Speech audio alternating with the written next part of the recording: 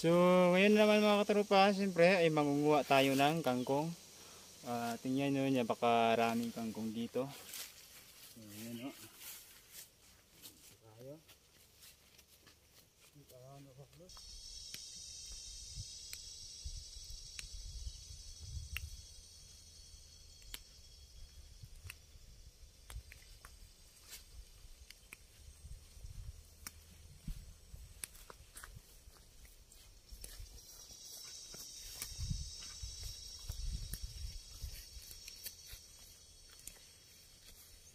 Mga kapag, no, tangkong? Hindi rin. Papo, panapan, di ba? Aray, bako ba ulo na? Niti, aray niti ba? Din. Pula. Subukan natin tong pula. Sarap to tong pula, sabi nila eh.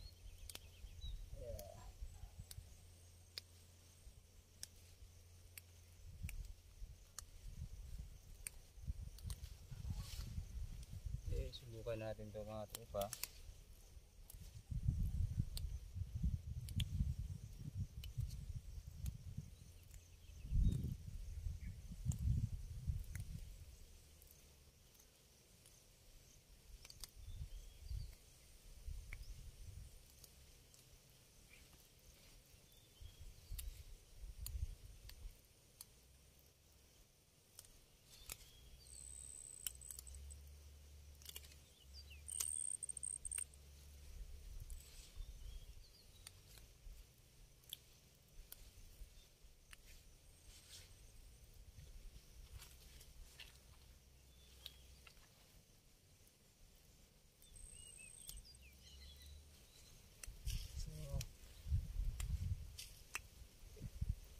Sarap to pagka apan-apan mga tropa.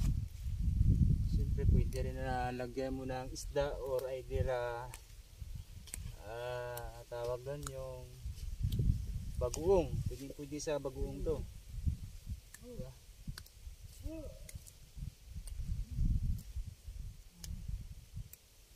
So, kailangan dito sa probinsya wag kang arti-arti talaga dito. Kasi talaga dito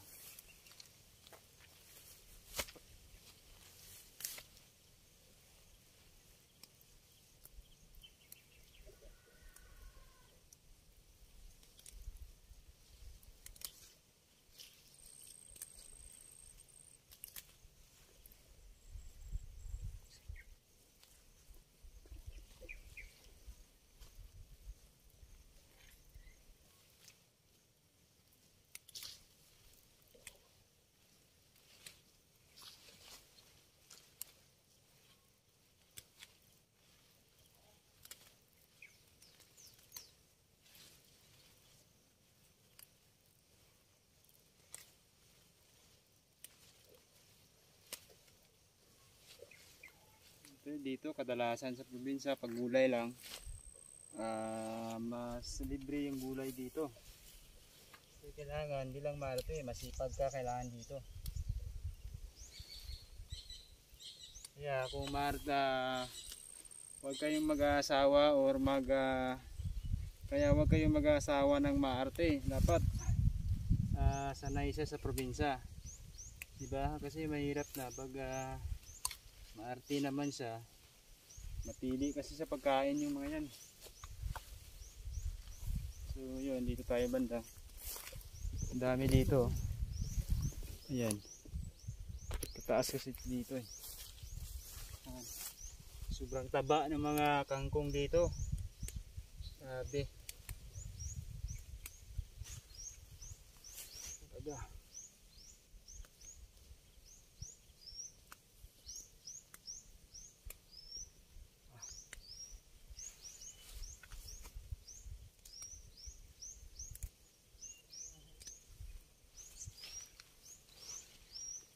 Grabe to.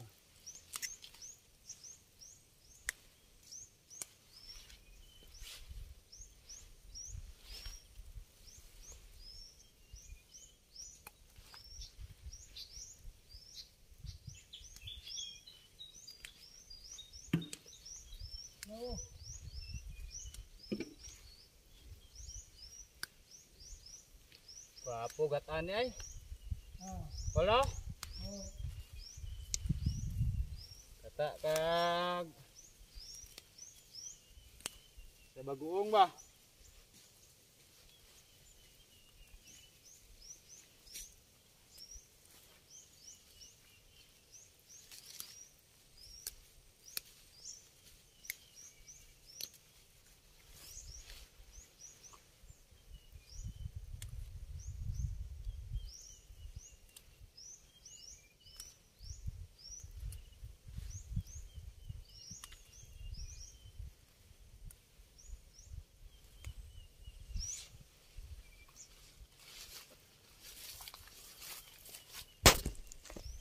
So, ayan mga katropa. Marami na tayong kangkong na nakukuha. Siguro tama na to. Actually, damit ko na yung linagyan ko. Bali, tinali ko na lang yung lalim. Kasi nakalimutan ko magdala ng lagayan mga katropa. So, ngayon, at uwi na tayo ngayon. Siyempre, marami na tayong kangkong. Siyempre, may gulay na tayo mamaya. Siyempre, ang katapatan talaga nito is apan-apan mga katropa, no? Panapanin natin to. So, yun lang.